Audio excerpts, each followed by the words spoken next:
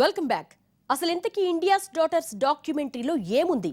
భారతీయ మహిళ గురించి, వాళ్ళు నిత్యం ఎదుర్కొనే నరకం గురించి ఎవ్వరూ చేయని సాహసం లెస్లీ ఉడ్విన్ అనే బ్రిటన్ జర్నలిస్ట్ ఎందుకు చేసింది? భారత్లో ఎవ్వరికీ పట్టింది ఎక్కడో విదేశాల్లో ఉన్న లెస్లీకి ఎందుకు పట్టింది? తన 3 ఏళ్ల బిడ్డను కూడా లండన్లో వదిలేసి 2 ఏళ్లకు పైగా భారత్లో తిరుగుతూ ఎందుకింత సాహసం చేసింది? అసలు ఈ కథ వెనుక ఏముంది?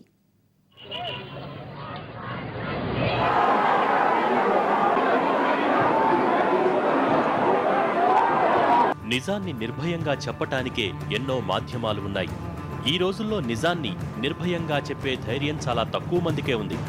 నిర్భయ ఘటనతో పెళ్లుబికిన ప్రజాగ్రహం కించిత్ కూడా పాలకుల చెవికెక్కలేదు. న్యాయం చేయాలంటూ నినదించిన ప్రజల్ని ఫిరంగులతో చెదరగొట్టించారు తప్ప పట్టించుకోలేదు. కోర్టులు సాధ్యమైనంత వేగంగా వీరికి శిక్షలేసినా అవి నేటికి అమలు కాలేదు.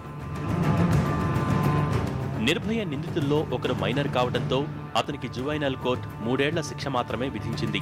కానీ నాటి ఘటనలో నిర్భయపై పాశవికంగా దాడి చేసింది ఆ మైనరే అయినా చట్టంలో లొసుకు వాడికి శ్రీరామరక్ష అయింది. బస్సు డ్రైవర్ రామ్ సింగ్ రిమాండ్లో ఉండగా ఆత్మహత్య చేసుకున్నాడు.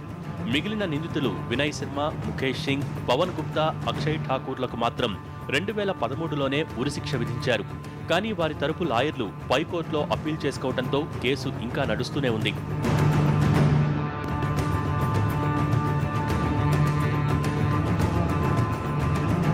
నిర్భయ చట్టం, నిందితులకు ఉరిశిక్ష పట్టంతోనే దేశంలో అంతా ఈ కేసు గురించి మర్చిపోయారు. కానీ బీబీసీలో పనిచేస్తున్న లెస్లీ ఉడ్విన్ మాత్రం ఈ విషయం తెలుసుకుని మౌనంగా ఉండలేకపోయింది.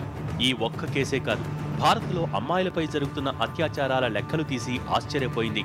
ప్రతి అరగంటకో అత్యాచారం జరుగుతోందని తెలుసుకుని నివ్వెరపోయింది. ఇంతలా లెస్లీ ప్రతిస్పందించడం వెనుక ఓ బలమైన కారణముంది. ఆమె కూడా అత్యాచార బాధితురాలే. అందుకే తనకు జరిగిన అన్యాయాన్ని, తాను అనుభవించిన మానసిక వేదనను మరే ఇతర మహిళ అనుభవించకూడదని నిర్ణయించుకుంది. నిర్భయ ఘటనను ఇతివృత్తంగా చేసుకుని ఓ డాక్యుమెంటరీ రూపొందించాలని నిర్ణయించుకుంది. అలా తన వేదనకు నిర్భయ ఆవేదనను జతకలిపి ప్రపంచంలో మృగాళ్ల చేతుల్లో బలైపోతున్న కోట్లాది మంది కన్నీటికి దృశ్యరూపం ఇవ్వాలనుకుంది.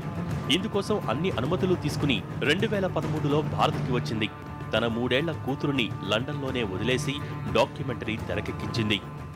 డాక్యుమెంటరీపై అసలు ఎందుకు వీళ్ళు నిషేధించారో నాకు అర్థం కావట్లేదు. కోర్స్ ఇదేదో కేవలం కావాలని ఇండియాని దాన్ని ఏమంటారు మసిబూసి చేయాలని అనుకోవడం, అది ఆవిడ దర్శకురాలు ఉద్దేశం మాత్రం కాదని నాకు అనిపిస్తుంది. ఎందుకంటే ఆవిడ కూడా ఒక రేప్ బాధితురాలే. ఆవిడ రేప్ బాధితురాలు అయినప్పుడు ఆవిడ ఇంటర్వ్యూలో ఆవిడ ఏం చెప్పారంటే, ఏ దేశంలో కూడా ఇటువంటి ఘటన జరిగినప్పుడు ఇంత పెద్ద ఎత్తున ప్రజాస్పందన కానీ ఒక మూమెంట్ అనేది నేను చూడనప్పుడు నాకు అది కదిలించింది. దాన్ని రికార్డ్ చేయాలని చెప్పి గత 1-2 సంవత్సరాలుగా ఒక సబ్జెక్ట్ని విశ్లేషించేటప్పుడు ఖచ్చితంగా ప్రతి డాక్యుమెంటరీలోనూ అన్ని విషయాలు తీసుకుంటారు. ఇండియాస్ డాటర్, భారతీయ పుత్రిక అన్న పేరుతో ఉన్న ఈ డాక్యుమెంటరీలో నిర్భయ ఉదంతంతో పాటు ఈ కేసుకు సంబంధించిన అందరి అభిప్రాయాలు ఉన్నాయి. వీటితో పాటు ప్రపంచవ్యాప్తంగా మహిళలపై జరుగుతున్న గణాంకాలు ఉన్నాయి. ఢిల్లీలో ఓ సాయంత్రం అంటూ నిర్భయ ఘటనపై వాయిస్ ఓవర్తో మొదలయ్యే డాక్యుమెంటరీలో ప్రపంచవ్యాప్తంగా మహిళలపై జరుగుతున్న దాడుల గణాంకాలతో పాటు నిర్భయ ఘటన, విద్యార్థుల ఆందోళనల విజువల్స్ మీద ఇండియాస్ డాటర్ అన్న టైటిల్ ప్రత్యక్షమవుతుంది.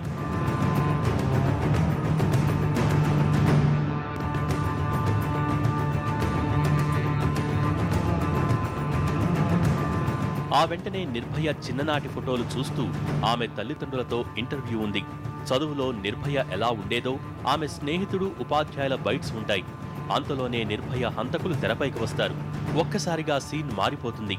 ఆనాడు తాను చేసింది నేరం కాదని, తప్పు నిర్భయది ఉందని ముఖేష్ సింగ్ చెప్పుకొస్తాడు. ఆ వెనకే వచ్చే డిఫెన్స్ లాయర్లు అదే చెప్పుకొచ్చారు. వీరి ఇంటర్వ్యూలు పూర్తి కాగానే నిందితుల తల్లిదండ్రులు, బంధువుల ఇంటర్వ్యూలు ఉంటాయి. జరిగినటువంటి వాస్తవాన్ని పైగా ఇంటర్వ్యూ చేసింది కూడా ఒక విదేశీ మహిళ అయినా కూడా ఆమె కూడా అత్యాచార బాధితురాలనేటువంటిది ఇక్కడ గమనార్హం. అంటే మానవీయ కోణంలో వాళ్ళు ఈ ప్రపంచానికి ఏం జరిగింది అనేటువంటిది చాటి చెప్పేటువంటి పరిస్థితుల్లో ఇక్కడ మనకేదో దేశం పరువు పోతుందనో లేకపోతే వాస్తవాల్ని దాచిపెట్టడం సరికాదు. వాస్తవాల్ని దాచిపెట్టి ఇక్కడంతా కూడా బాగానే ఉందని గుమ్మనగా ఉండటం అంటే మళ్ళీ ఇలాంటి పరిస్థితులు తిరిగి తలెత్తి మళ్ళీ కొంతమంది బలైపోయేటువంటి ప్రమాదం ఉంది. వీరి ఇంటర్వ్యూలు పూర్తి కాగానే రోడ్డు పక్కన ఉన్న నిర్భయను మొదట చూసిన కానిస్టేబుల్ రాజ్ కుమార్ ఇంటర్వ్యూ ఉంది. పోలీస్ వ్యాన్ వచ్చే వరకు ఎవరూ తనకు సాయం చెయ్యలేదని రాజ్ కుమార్ అందులో చెప్పుకొచ్చారు. ఇక నిర్భయపై ఎంత దారుణంగా దాడి జరిగిందో ఆమెకు చికిత్స చేసిన డాక్టర్ చెప్పుకొస్తారు.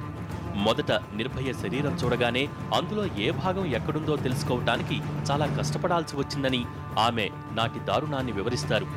వీరితో పాటు ఇన్వెస్టిగేషన్ అధికారులు, ఇతర ఎన్జీఓ ప్రతినిధులు నిర్భయ క్షేమంగా రావాలని సోనియా చేసిన వ్యాఖ్యలతో పాటు ఈ కేసుతో సంబంధమున్న అందరి ఇంటర్వ్యూలు క్లుప్తంగా ఉన్నాయి.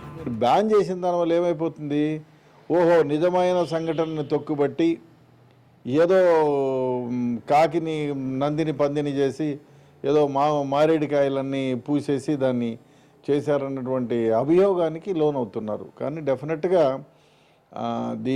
ఏవైతే ఒరిజినల్ ప్లే ఉందో, డాక్యుమెంటరీ ప్లే ఉందో దాన్ని చూసి ఒకటికి రెండు సార్లు నిజంగా జరిగిన సంఘటన కంటే ఎక్సెసివ్గా ఏమైతే ఉందో దాన్ని తీసేసి మామూలు దాన్ని ప్లే చేసేటట్టు చేస్తే అందరికీ బాగుంటుంది.